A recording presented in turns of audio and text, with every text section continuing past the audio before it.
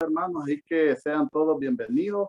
Vamos a poner en las manos de nuestro Señor Jesucristo este culto, así que donde estén, les pido por favor que inclinen su rostro.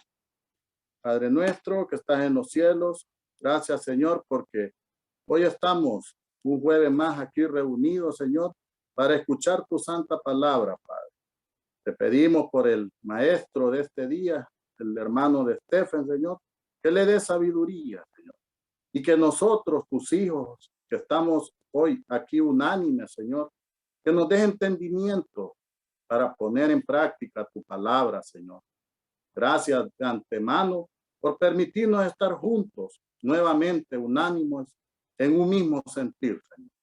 Gracias, todo esto te lo pedimos en el nombre poderoso de Cristo Jesús. Amén.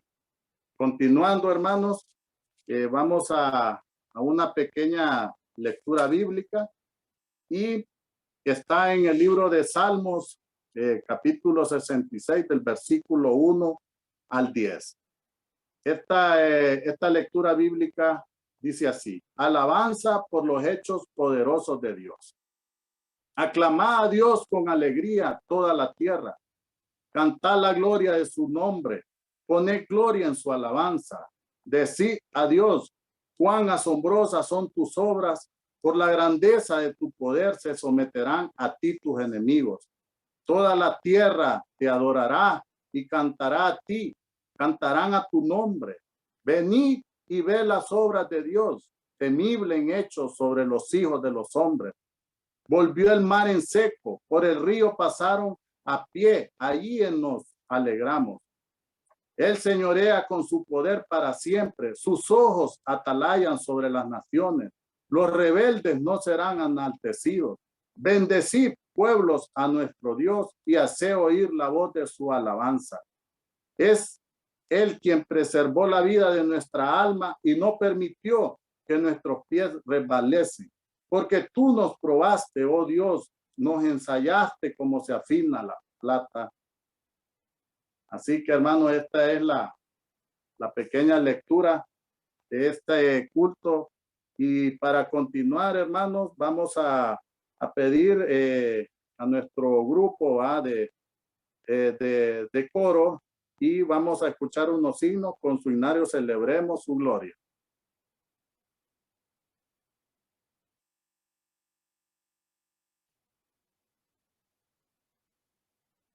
Cada día nos colma de beneficios. La palabra del Señor dice en el Salmo 68:19, bendito el Señor, cada día nos colma de beneficios. El himno número 368 se titula Día en Día. Entonemos al Señor.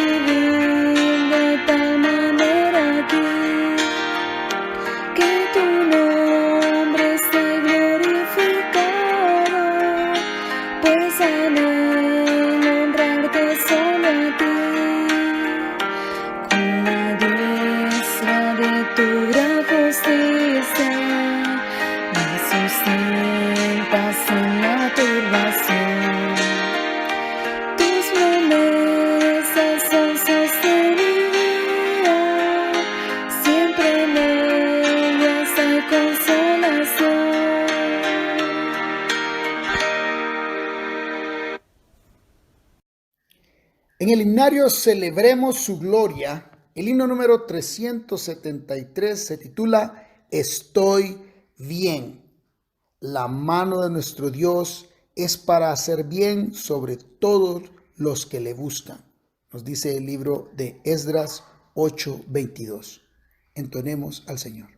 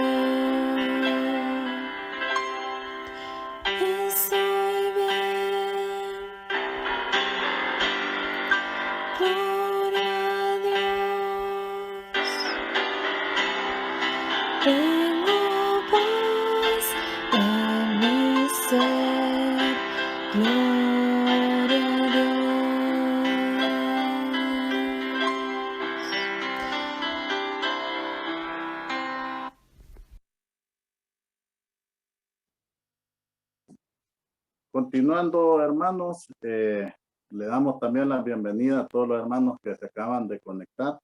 Vamos a continuar con el programa y vamos a presentar las noticias del fin y con nuestra hermana Karen Sandres.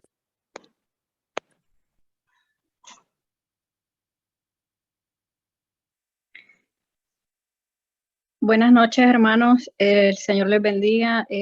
Yo les voy a presentar lo que son las noticias del fin.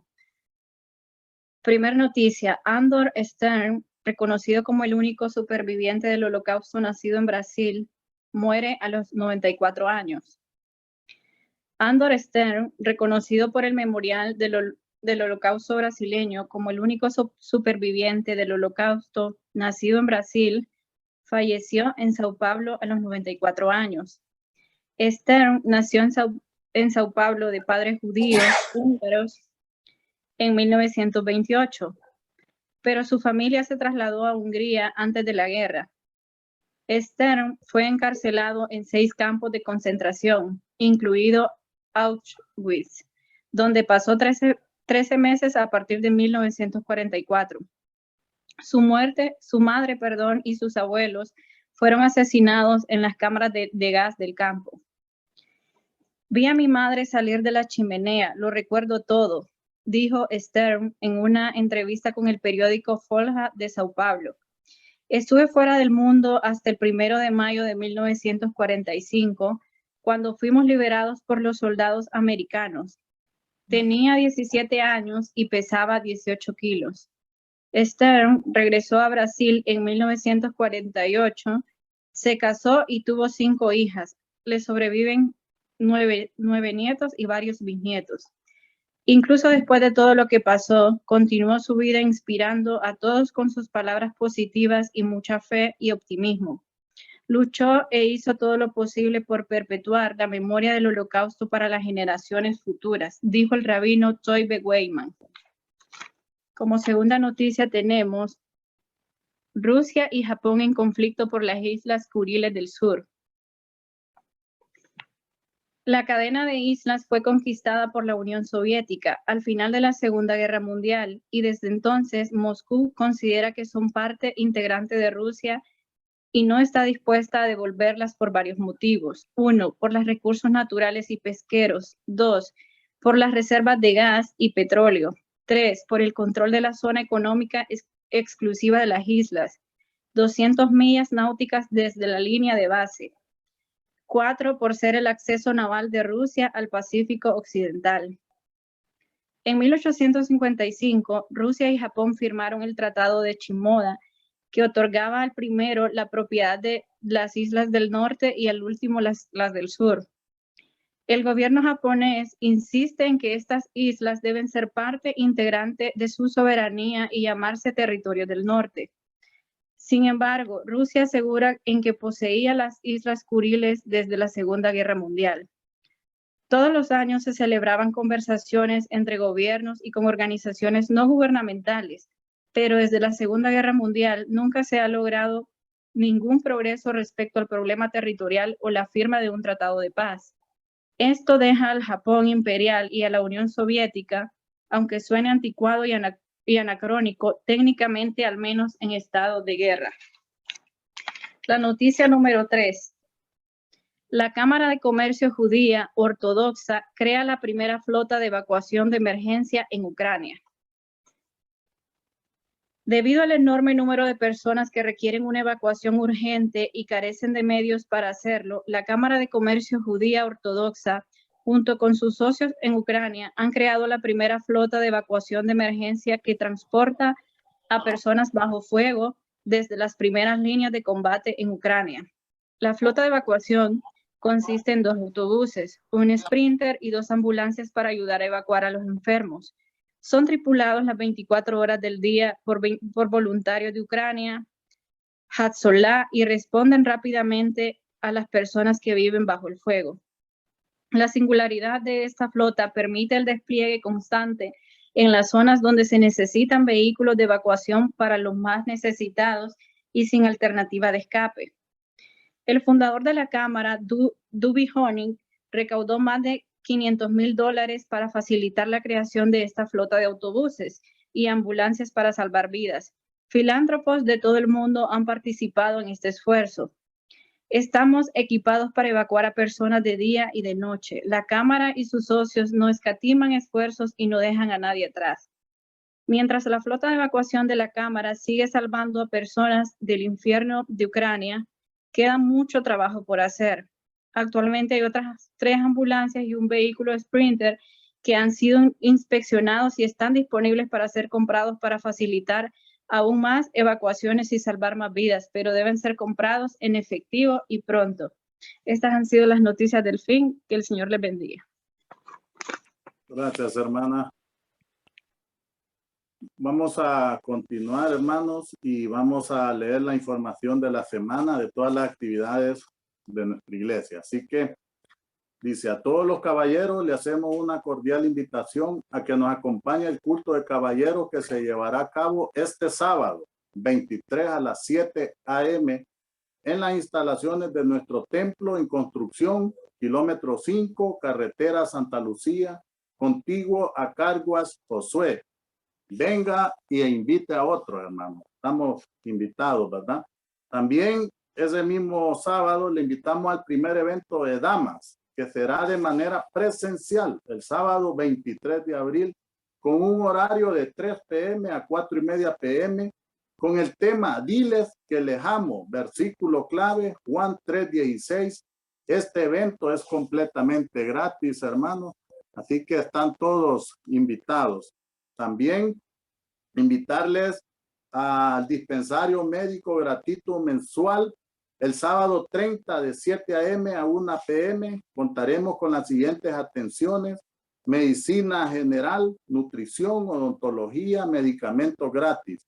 Para más información, puede llamar a la hermana Mirna Vázquez al 99-92-52-76 y a la hermana Ana Castillo al 94-77-27-72. El viernes 29 tendremos nuestro devocional mensual del mes de abril en los siguientes horarios, hermano. De 7 a.m., de 9:30 a.m., 12 mediodía, 3 p.m. Y el cierre con nuestro culto de oración a las 6:30 p.m. Todos estos cultos, hermanos, son vía Zoom. Así que los invitamos a que se conecte y comparta el enlace con otras personas para que también puedan ser edificados. También, hermanos, se previene el gran evento en conmemoración del 12º aniversario de la Iglesia Evangélica Comunidad de Gracia. Celebraremos nuestro primer ciclo de conferencias 2022 del 1 al 15 de mayo. Con el tema Contiende por la fe que nos ha sido dada, textos clave, Judas 1 del 3 al 4 y 1 del 20 al 25. Estudio exegético de las epístolas, primera de Pedro, segunda de Pedro y Judas. Con el conferencista invitado, Pastor Daniel Ponce de Argentina.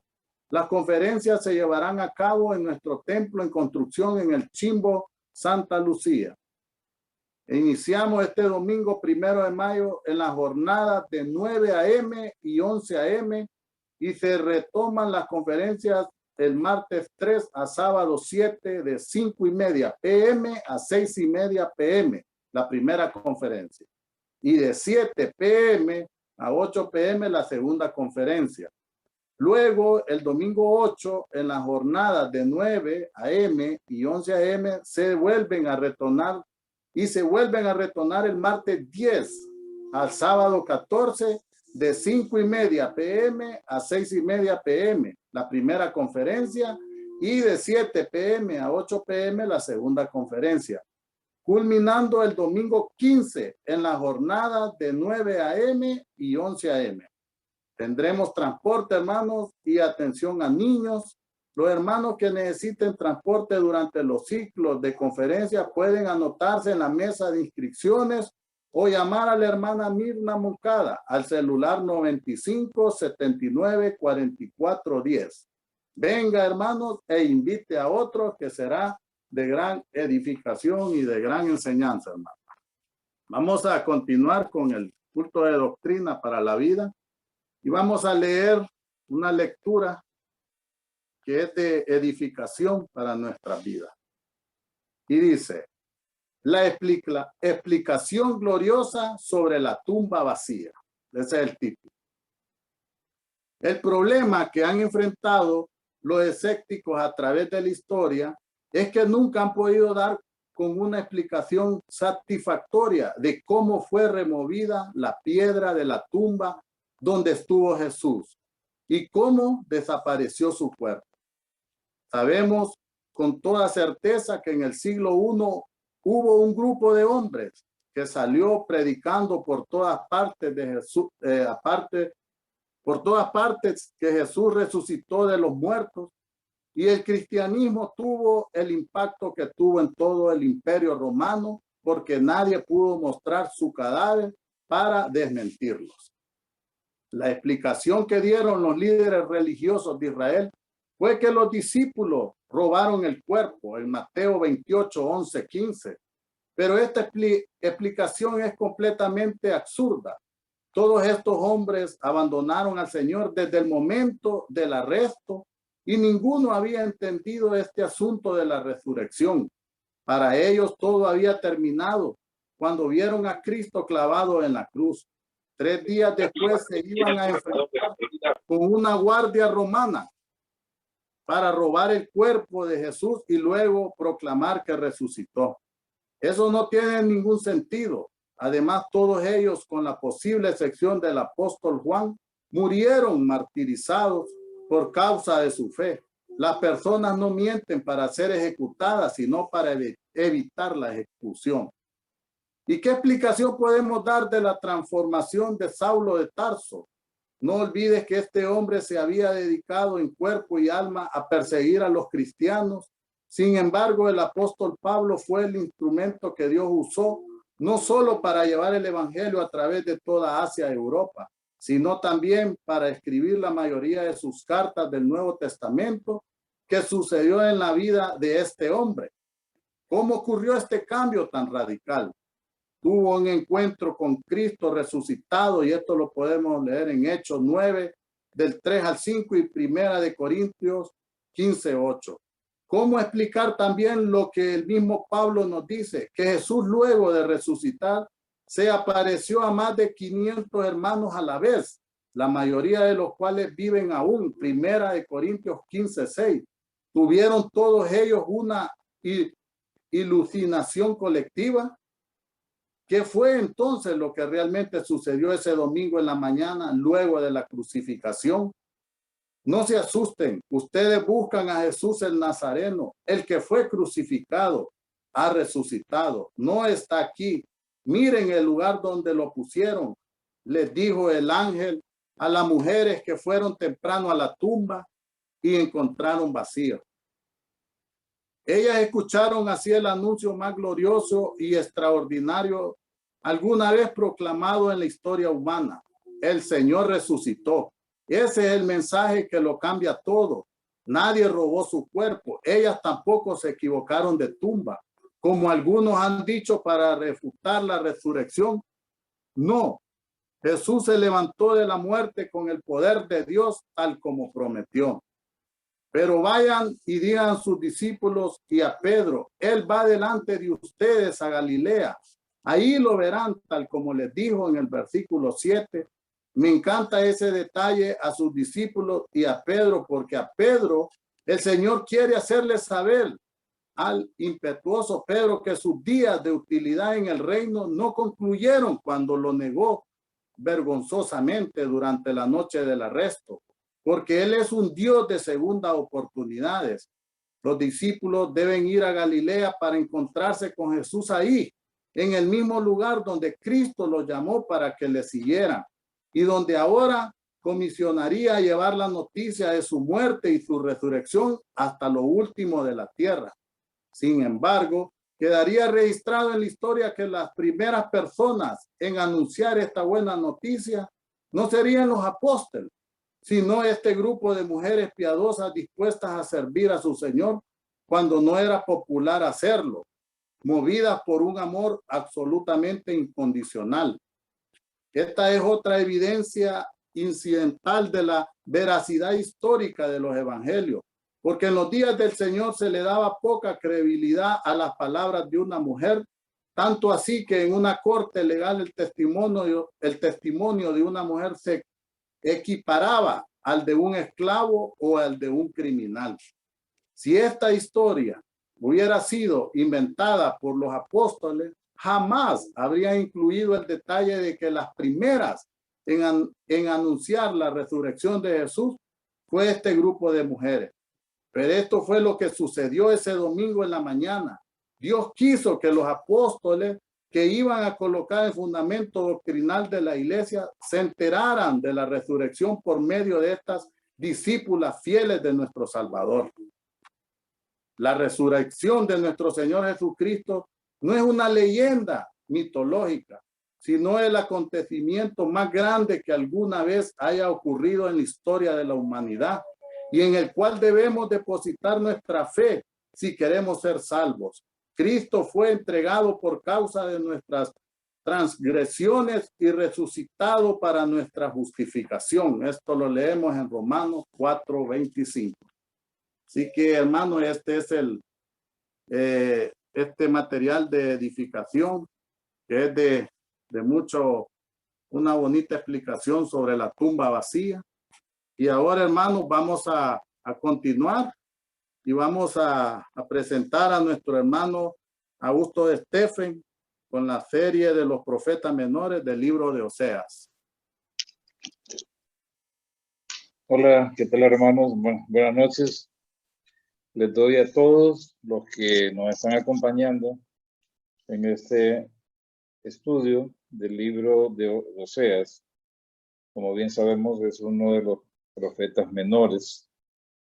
Y cuando hablamos de profetas menores, hablamos básicamente del contenido, no en sí de la inspiración, ¿verdad?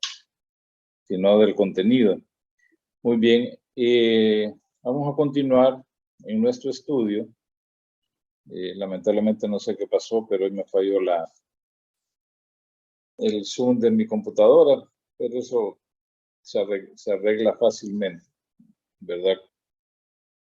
Por eso tenemos los teléfonos. Como pueden ver ustedes, hermanos, en nuestras Biblias, ¿verdad? Nuestra Biblia Reina Valera, vamos poco a poco entrando en materia en el estudio exegético de este libro.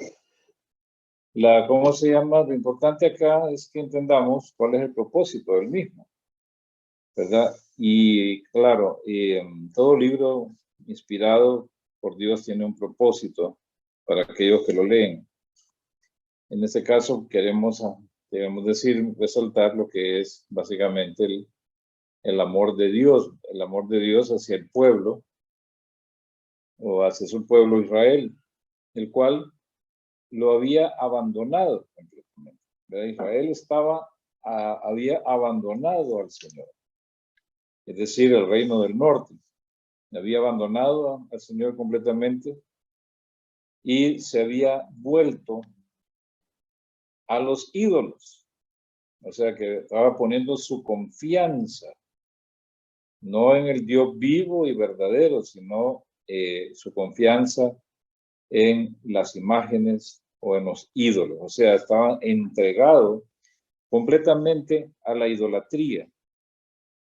Había adoptado todos los ídolos de las naciones vecinas, de las cuales Dios les había prohibido que establecieran relaciones con ellas. Sin embargo, Israel estableció con ellos vínculos que lo llevaron a la perdición, porque ellos no solamente trajeron, podemos decir, algo de su cultura, sino que trajeron también la idolatría. Eso es, hermanos, lo mismo que pasa hoy en día. Ustedes pueden ver que hay naciones en el mundo todavía que conservan ciertos valores éticos, ¿cómo se llama? Ciertos principios, ciertas normas. Y entre esos valores está la familia y también, ¿cómo se llama? Las creencias. Sin embargo, nuestras culturas han sido contaminadas de afuera. En el caso de Honduras, ¿verdad? Todavía tenemos nosotros muchos valores que son parte de nosotros mismos. Pero cada nación, cada país que Honduras, que recibe ayuda de Honduras, para Honduras, perdón, también impone ciertos requisitos, ¿verdad? No siempre esos requisitos, ¿verdad? Tienen que ver con aspectos, ¿cómo se llama? Con valores morales, sino también con valores inmorales, principalmente la destrucción de la familia. Y de eso debemos cuidarnos, no debemos permitirlo, porque eso es lo que le pasó a Israel.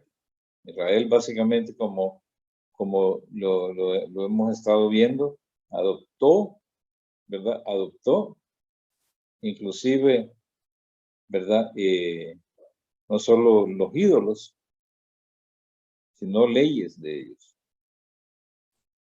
Y el Señor les reclamó muchas veces por medio de los profetas, ¿verdad? Que se volvieran a Él. Que guardaran sus mandamientos, leyes, ordenanzas.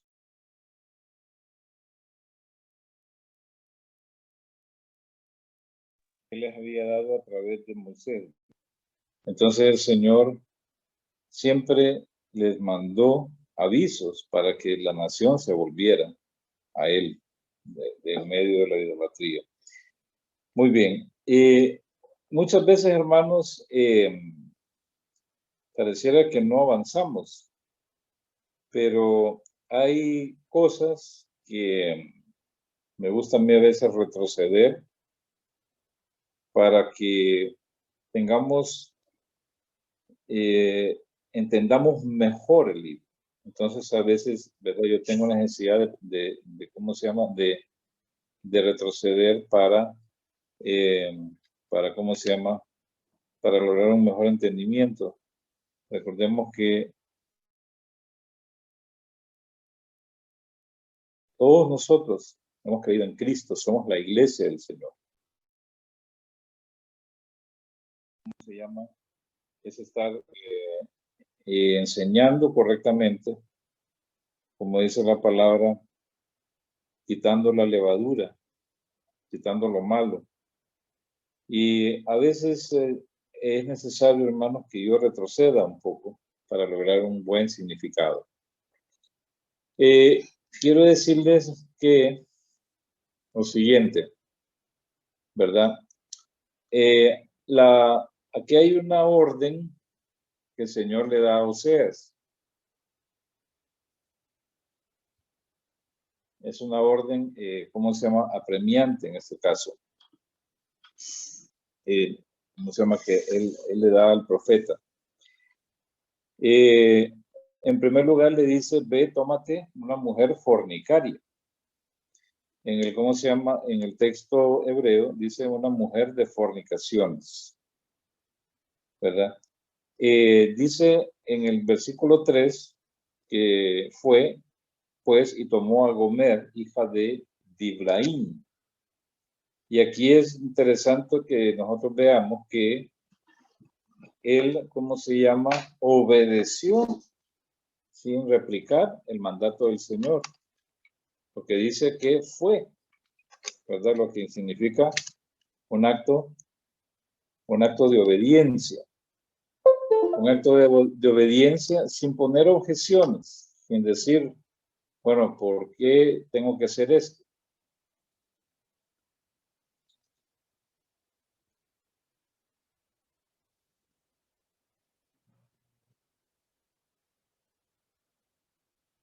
Dice ahí, entonces dice que fue, pues, ¿verdad? Y tomó a Gomer, hija de Diblaim. En otras versiones dice, o sea, fue y tomó por esposa a Gomer, hija de Diblaim, ¿verdad? En la Nueva Versión Internacional. En la Biblia de Jerusalén dice, Oseas tomó a Gomer, hija de Diblaim, o sea, la tomó por esposa. No puso objeciones, ¿verdad? Respecto a la palabra, al mandato del Señor. No hubo ninguna objeción, sino que él fue y obedeció. Como todo hombre de Dios, ¿verdad? Él obedece al Señor. Él pone al Señor como prioridad en su vida. Y sobre todo como profeta, ¿verdad? Obedecer la palabra que le ha sido dada por el Señor. Obviamente que tenemos que tener presente en algo, que Oseas la tomó por esposa, ¿verdad? Así lo dice la Nueva Versión Internacional, la tomó por esposa. Y en este sentido, él siguió todo el ritual que ello implica en la cultura israelita. Por ejemplo, miren ustedes, por ejemplo, en ese ritual, nosotros lo podemos ver, inclusive en el mismo, en San Mateo, Creo que ustedes se acuerdan, ¿verdad?, de la parábola de las 10 vírgenes. O sea, ese describe básicamente cómo se llama todo el ritual al momento, cómo se llama, de que hay un casamiento. No significa que, ¿cómo se llama?, que tuvo que haber sido así, ¿verdad? Pero el ritual, o todo el ritual, es un proceso largo, inclusive puede durar hasta una semana o más de una semana. Entonces, cuando hablamos de que, o sea, la tomó por esposa, obviamente hablamos de todo el ritual que se sigue, ¿verdad?, para tomarla por esposa. Como le digo, que puede durar más de 7 días. Porque casarse o tomar una esposa para la nación judía, que tenía todavía esos valores, era algo muy serio, ¿verdad? Algo muy importante. Entonces, él siguió todos esos requisitos. Ahora bien, aquí quiero puntualizar en algo. El que se menciona el nombre de la esposa de Oseas, y sobre todo de quién descendía, porque dice ahí, hija de Diblaim, el nombre de ella era Gomer, hija de Diblaim, significa que tanto ella como su familia eran personas conocidas entre el pueblo. Y no solamente eran conocidas entre el pueblo, sino también por los lectores del libro. O sea, bueno, ellos, ¿cómo se llama? No eran personas, digamos, desconocidas, ¿verdad? Recuerden que había, o sea, que había, entre el mismo pueblo había un trato muy especial entre ellos mismos. Entonces, no era una persona desconocida, la esposa de Oseas, o la que él tomó por esposa, ¿verdad?, sino que era persona bien conocida. No dice nada la Biblia respecto a cuál era su oficio o a qué se dedicaba, ¿verdad? Y no nos dice nada, la Biblia solo nos da su nombre y obviamente algunas pistas que podemos encontrar también en el libro, como lo vamos a ver, ¿verdad? Quiero decirles algo bien importante, ¿verdad? El nombre Gomer, pues en algunos, en el idioma hebreo significa completo, ¿verdad? Curiosamente, el Gomer se refería, es muy interesante que lo veamos, ¿verdad? Porque, digamos, el nombre de Gomer aparece por primera vez en Génesis 10:2, cuando habla de los hijos de Jafet. Dice en Génesis 10:2, los hijos de Jafet, dicen, eran Gomer, Magog, Madai, Javán, Tubal, Mesec y Tiras. Y después en el 10:3 dice los hijos de Gomer, Askenas, Rifat y Togarma.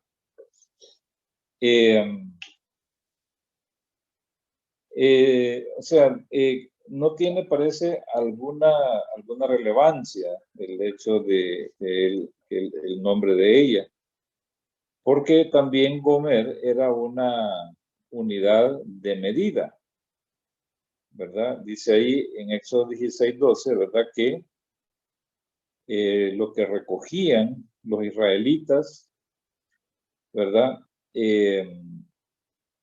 lo que tenían que recoger, cuando habla del maná en el desierto, era un gomer por cabeza, ¿verdad? Dice en Éxodo 16:18, dice lo medían por gomer, y no sobró al que había recogido mucho, ni faltó al que había recogido poco. Cada uno recogió conforme a lo que había de comer. ¿verdad? Y dice todavía, dice, y un gomer es la 10ª parte de un efa, ¿verdad? Que de nuevo es una unidad de medida de volumen, ¿verdad? Gomer también era una región, llegó a tener el nombre de Gomer, ¿verdad? En Ezequiel 38:6,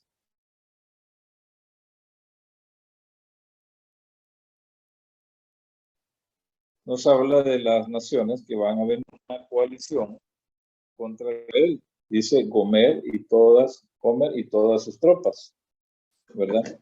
Entonces,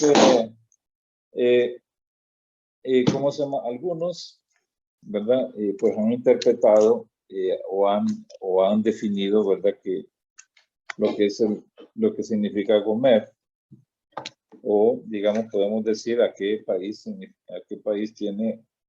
tiene que ver, ¿verdad? Dice uno de los exegetas, dice, Gomer ha sido identificado frecuentemente por maestros de la Biblia como Alemania, ¿verdad? Imagínense ustedes, o más específicamente Alemania Oriental, ¿verdad? Antes de la caída del comunismo, ¿verdad? O sea, es una curiosidad, ¿verdad?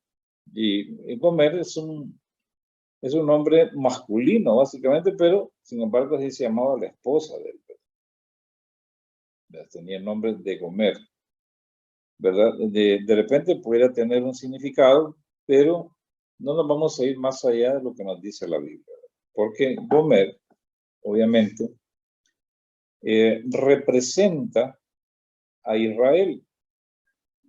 Eso es importante que lo sepamos. Gomer representa en este caso a Israel, o sea, a la mujer de Oseas, a la esposa de Oseas, que representa a Israel. En su condición al momento de que la tomó por esposa, pero también en lo que ella llegó a convertirse. Y aquí también, hermanos, es importante que veamos algo, veamos algunas cosas, lo que han expresado algunos intérpretes.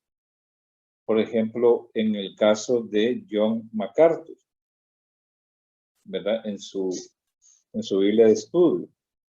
Dice aquí que algunos intérpretes consideran que Gomer no era prostituta ni adúltera al momento de su matrimonio con Oseas, sino que se le llama fornicaria prolépticamente.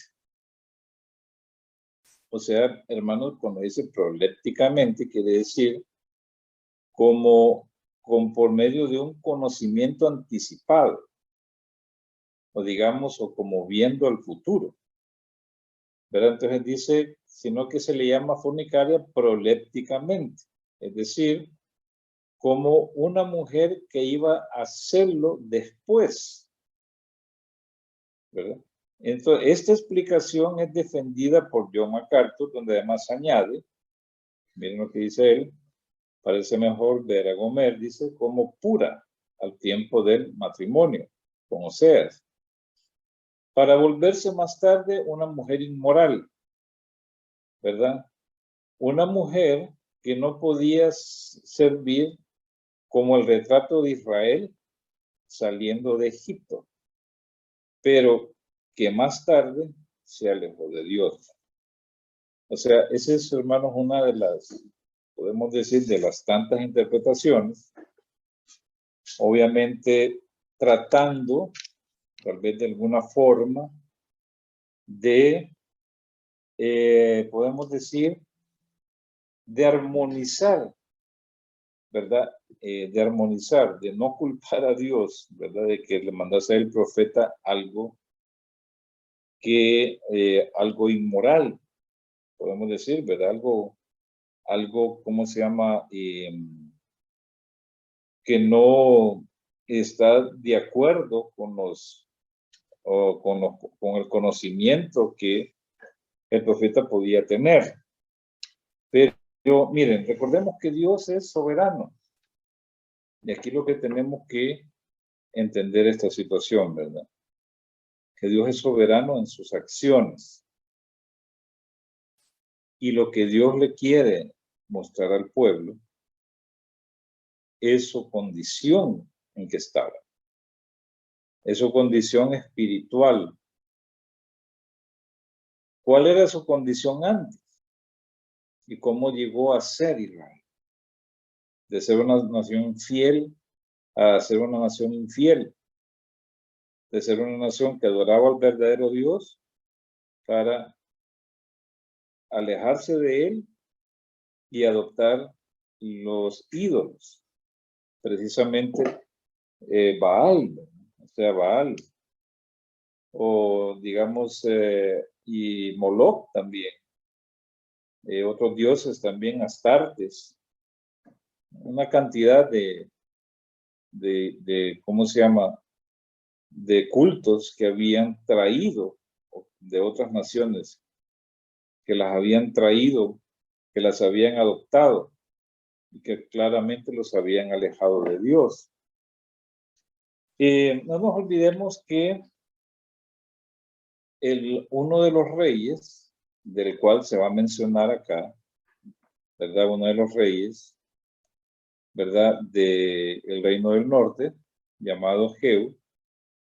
Él fue y básicamente eliminó el culto a Baal en ¿cómo se llama? En el reino del norte. Prácticamente actuó bajo mandato divino, inclusive actuó más allá, ¿verdad? Que de lo que Dios le había mandado que hiciera. Pero,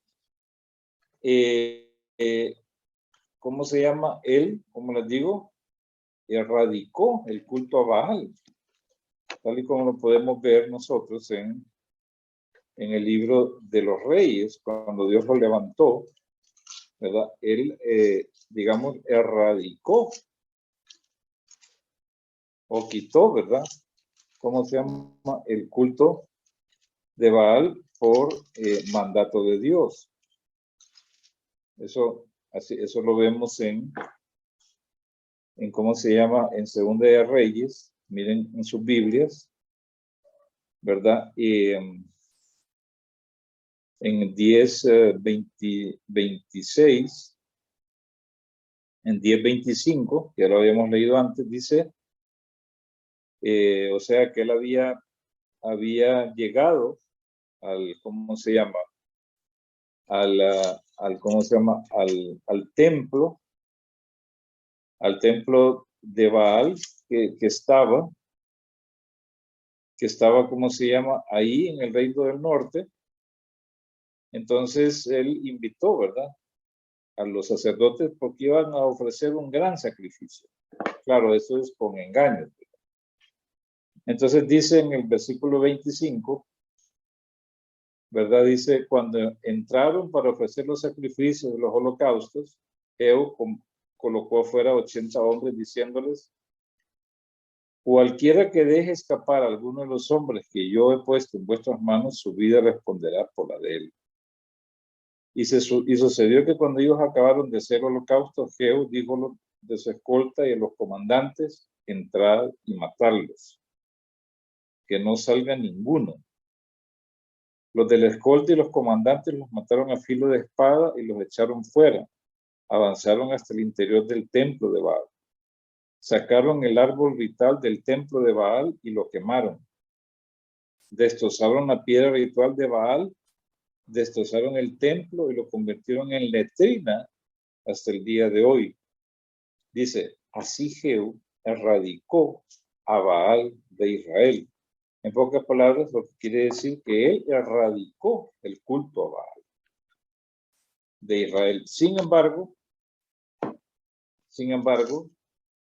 como Israel estaba entregado a la idolatría, ¿verdad? O sea, tenían otros ídolos también, ¿verdad? Tenían otros ídolos ahí. O sea, quedaban, podemos decir,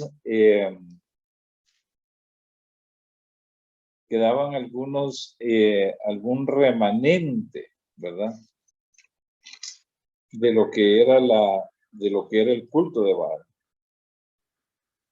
Dice aquí, ¿verdad?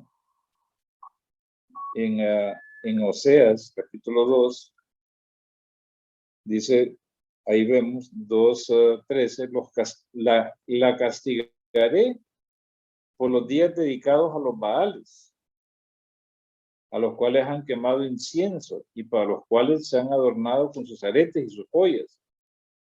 Ella se ha ido tras sus amantes y se ha olvidado de mí, dice Jehová. ¿Verdad? Hablando, por supuesto, de la nación de Israel. ¿Verdad? O sea, de lo que iba a venir sobre ella. Entonces les decía que hay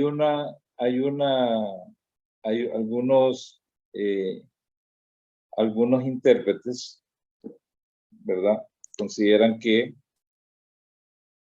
cuando Osea se casó con Gomer, ella en realidad no era una mujer fornicaria, sino que llegó a ser una mujer fornicaria, ¿verdad? De esa manera se describe mejor, dicen, la condición de Israel cuando, por así decirlo, el Señor la sacó de Egipto, ¿verdad? Y la llevó a la tierra prometida. Por ejemplo, miren ustedes en lo que dice Jeremías, busquen en sus Biblias, por favor, lo que dice Jeremías, capítulo 2.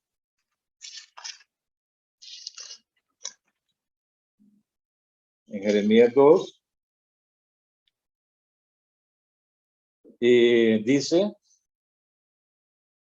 vino a mí la palabra de Jehová, diciendo, ve, dice, proclama a los oídos de Jerusalén y diles que así ha dicho Jehová.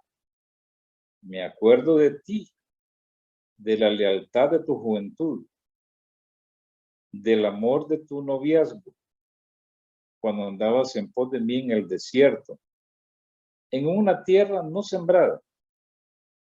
Santo era Israel para Jehová, primicia de su cosecha. Todos los que le devoraban eran culpables y el mal recaía sobre ellos, dice Jehová. Pero, o sea, aquí va describiendo, por ejemplo, cuando dice,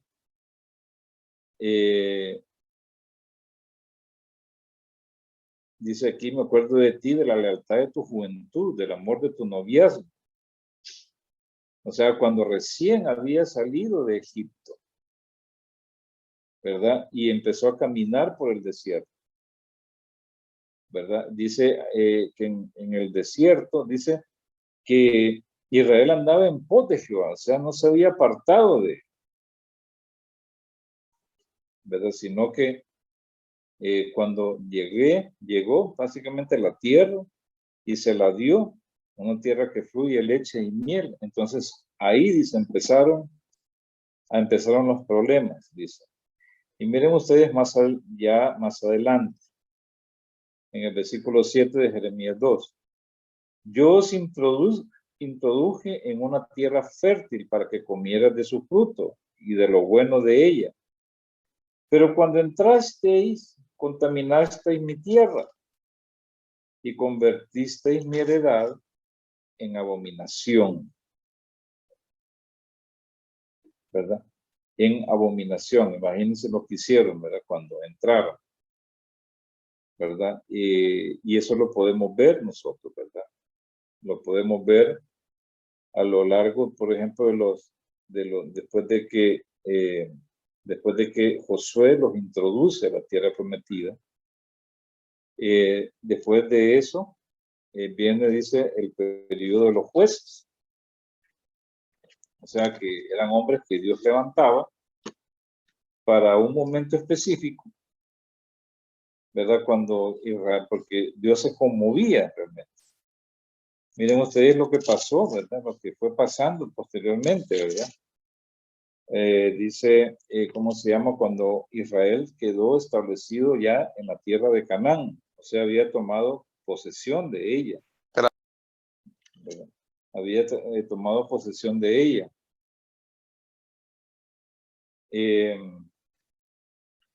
¿Cómo se llama? Dice en Jueces capítulo 2, dice, el ángel de Jehová subió de Gilgal a Boquín y dijo, yo os saqué de Egipto y os introduje en la tierra acerca de la cual había jurado a vuestros padres diciendo, no invalidaré jamás mi pacto con vosotros, con tal que vosotros no hagáis una alianza con los habitantes de esta tierra, cuyos altares habéis de derribar, pero vosotros no habéis obedecido mi voz. ¿Verdad? El problema es que ellos hicieron alianza con las naciones, ¿verdad?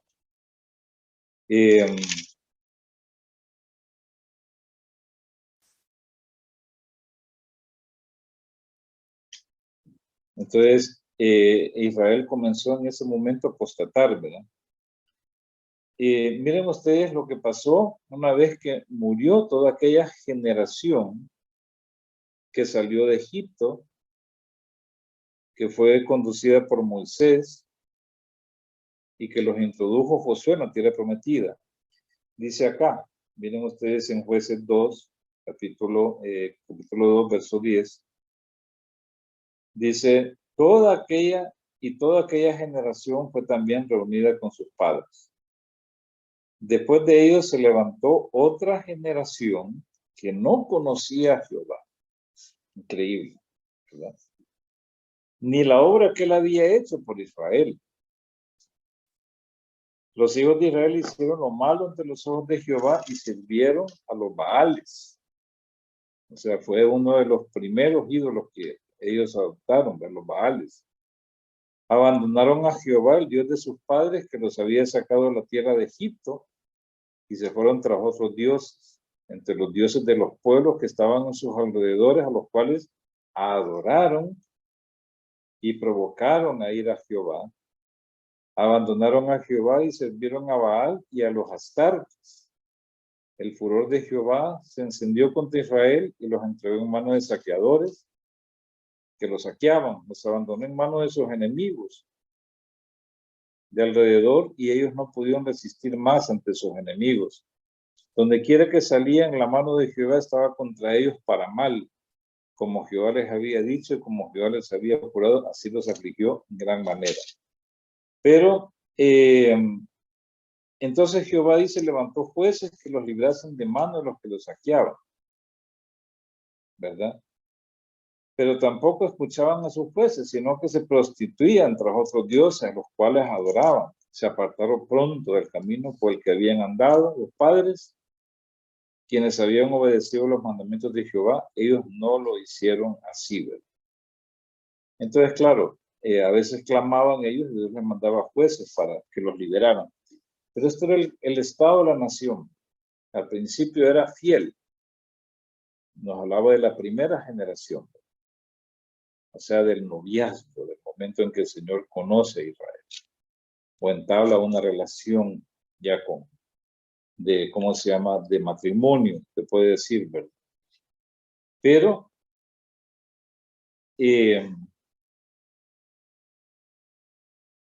pronto se apartó del camino y empezó a adoptar, ¿verdad?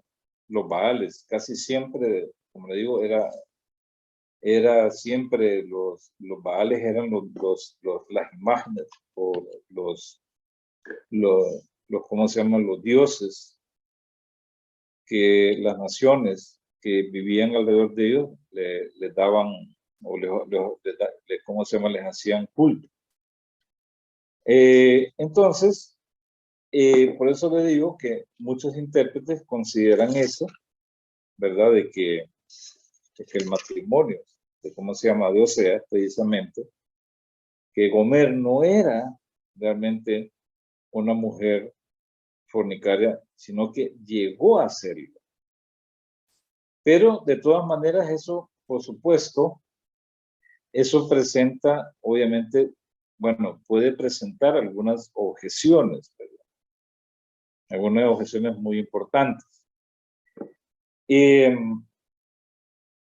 Dicen los intérpretes, por ejemplo, que, bueno, ella era pura, pero llegó a prostituirse, ¿verdad? Llegó a prostituirse. Y tanto así, ¿verdad? Que al prostituirse, obviamente ella, bueno, tuvo, ¿cómo se llama? Adulteró, ¿verdad? Tal vez en su mismo grado que llegó, por ejemplo, de corrupción moral, ¿verdad? Entonces ella se fue tras otro hombre, ¿verdad? En el mismo Oseas, capítulo 3, verso 1, vemos cómo algunos dicen que se trata de otra mujer, pero no puede ser, es la misma, es exactamente la misma. No puede ser otra mujer porque entonces perderíamos completamente la continuidad o la hilación del mensaje, ¿verdad? Que se quiere dar a través de este libro. Miren ustedes en 3.1. Me dijo otra vez Jehová, ve, dice, ama a una mujer amada de su compañero, aunque adúltera, dice, como el amor de Jehová para con los hijos de Israel, los cuales miran a dioses ajenos y aman torres de paz. Lamentablemente hay algunos que dicen que esta es otra mujer, pero realmente esto no tiene base alguna para interpretar que se trate de otra mujer, de otra mujer, sino que básicamente es la misma mujer, pero esta vez en otras circunstancias, ¿verdad? Entonces dicen unos, bueno, como él era pura al momento de su matrimonio, pero era proclive a prostituirse. ¿Verdad? Como ¿cómo se llama? Recordemos que el reino del norte básicamente se había prostituido, se había apartado casi totalmente del Señor. Y cuando dice todos los habitantes, ¿verdad? Pudieron haber habido excepciones, claro, ¿verdad? Pero la mayoría estaba entregado completamente al culto, a imágenes, a ídolos, a los baales, haciendo sacrificio en piedras rituales, o bajo todo árbol frondoso, como dice ahí, ¿verdad? Para que le dé sombra. Pero esta vez, en el versículo 1, verso 1, ahí, perdón, en el verso 2, el Señor dijo, le dice a Oseas, tómate una mujer fornicaria, o sea, toma por esposa a una mujer fornicaria.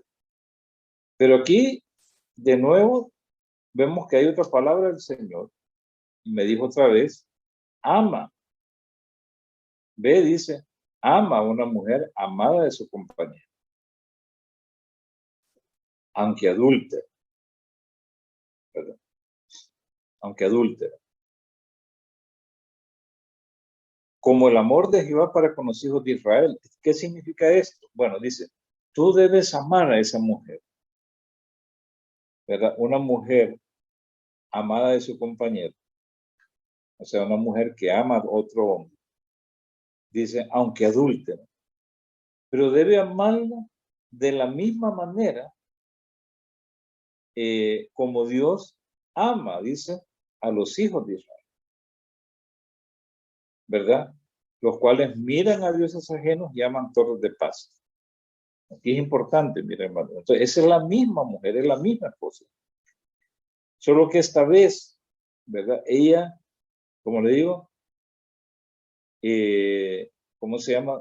Ella tenía, ¿cómo se llama? Esa tendencia, se puede decir, esa inclinación, ¿verdad?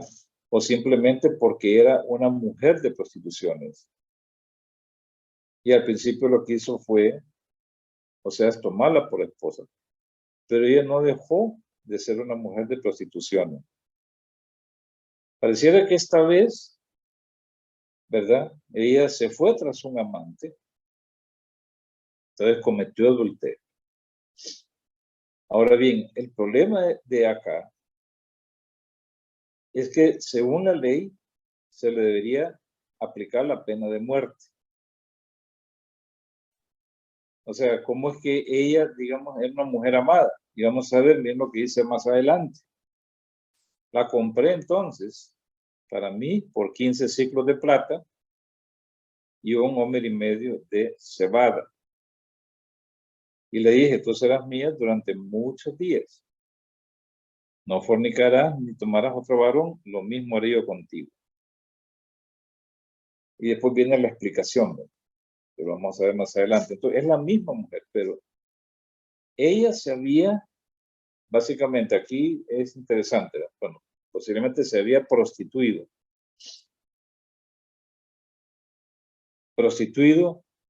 Y le pertenecía a otro hombre. Tal vez llegó a ser esclava de otro hombre.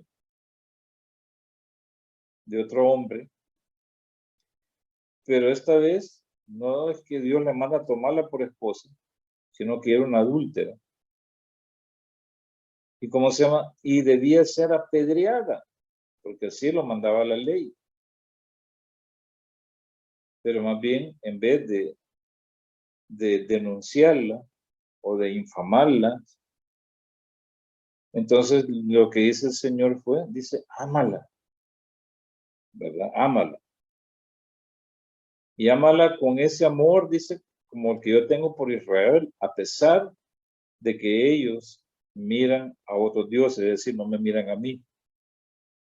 Y dice, ama las torres de paz. Las torres de paz, hermanos, era una comida ¿cómo se llama? Que se ofrecía en los cultos. ¿Verdad? O sea, se alegraban, entonces, y comían también.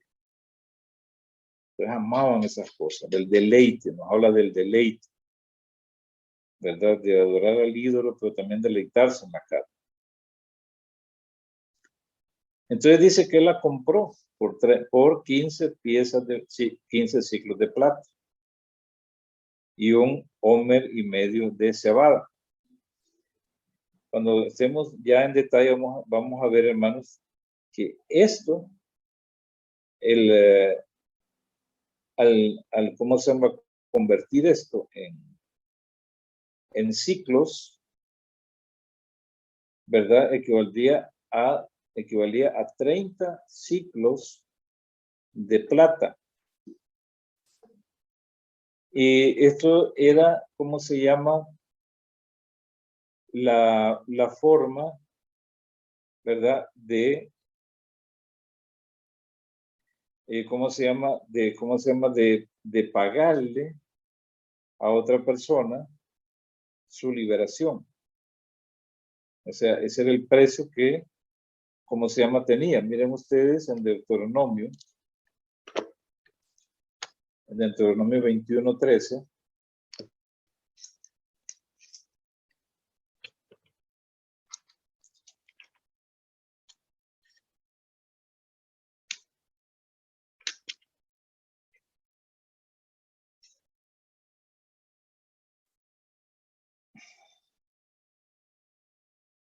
Deuteronomio, creo que no es este el versículo, ¿verdad?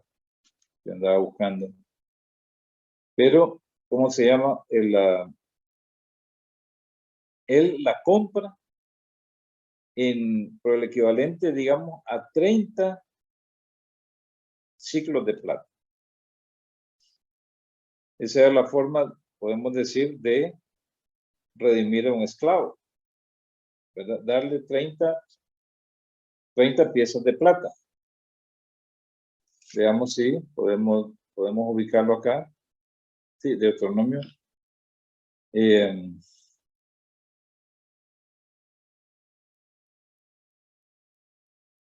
Vamos a ver aquí. Bueno, aquí no tengo el dato, ¿verdad? Pero vamos a ver en el próximo jueves. De todas maneras, lo que le quiero dar a entender acá es que hay algunas objeciones con respecto a lo que dicen algunos intérpretes. Y cómo se llama, de que se trataba de una mujer pura y que llegó a prostituirse. Tanto así que llegó a adulterar y llegó a prostituirse tanto que prácticamente se hizo esclava, ¿verdad? Tuvo ¿cómo se llama? O sea, que comprarla de nuevo. Imagino que eso es lo que pedían, o sea, lo que exigía la ley para redimir una esclava. El punto es que Gomer siempre representa a Israel. Siempre. ¿Verdad? Siempre representa a Israel. Pero diríamos más que todo que el matrimonio en sí, eso estaba dentro del marco de la ley, dentro de la ley. Pero lo que el Señor quería ilustrar es precisamente el estado en que se encontraba el reino del norte. En un estado depravado completamente, a causa de la idolatría. Y que el Señor iba a terminar con eso. Iba a acabar completamente con eso. ¿Verdad? Conforme a lo que manda la ley. Bueno, hermanos, aquí nos quedamos. Vamos a continuar. Como le digo, vamos tratando de avanzar un poco lentos, pero quiero que nos pongamos bien en contexto, porque cada vez descubro cosas nuevas. Recordemos lo que dice la parábola. Esto es como un tesoro, ¿verdad? Que siempre hay cosas nuevas, ¿verdad? Que uno va aprendiendo. Ok, hermanos, que el Señor les bendiga. Amén, hermano. Gracias, hermano Augusto. Bonita enseñanza, pues estamos siendo edificados, ¿verdad, hermanos? Así que para concluir, vamos a hacer una oración por las ofrendas y diezmos, hermanos. Ahí donde están, pues les pido por favor, inclinen su rostro y oremos. Padre nuestro que está en los cielos, gracias, Señor, por esta oportunidad que nos das de aprender más de tu palabra. Gracias por la vida del hermano Augusto, que siempre está dispuesto, Padre, para enseñarnos y aprender más de tu palabra y sobre todo para ponerla en práctica, Señor. Gracias, Padre. Hoy venimos tus hijos unánimes, en un mismo sentir, a ofrendar y a diezmar de todo lo que tú nos has dado, Señor. Venimos con alegría, no con tristeza, Padre, porque tú amas al dador alegre. Dejamos todas las actividades de nuestra iglesia, Padre, en tus manos, para que traiga más almas, Padre, a este camino precioso que es el de Cristo Jesús. Quédate con nosotros el resto de la noche, de la semana, Padre. Todo esto, Señor, te lo pedimos en el nombre, que es sobre todo nombre, Cristo Jesús. Amén. Bueno, hermanos, estamos ya despedidos y siempre recordándoles que todos los cultos virtuales son ahora en vivo vía Zoom, Doctrina para la Vida, que son los jueves a las 6:30 y el culto de oración los viernes a las 6:30, siempre en vivo, hermanos. Así que están totalmente invitados y que pasen una feliz noche y que el Señor les bendiga. Amén.